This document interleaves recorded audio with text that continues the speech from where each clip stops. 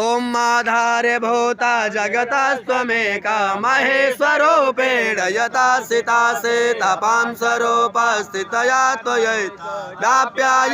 कृष्ण बलङ्गवीर्यै विघ्नेश्वराय वरदाय सुरप्रियाय लम्बोदराय सकलाय जगद्धिताय नागाननाय सुतयाज्ञ विभूषिताय गौरीसुताय गणनाथ नमो नमस्ते या श्री स्वयं प्रकृतिनां भवनेश्वरलक्ष्मी पापात्मनां कृतधियां हृदयेषु बुद्धे श्रद्धा सतां कुलजना प्रभवस्वलज्जातां तां नतास्म परिपालय विश्वं नमो नमस्ते स्फटिकप्रभाय सुश्वेतहाराय सुमङ्गलाय सुपादहस्ताय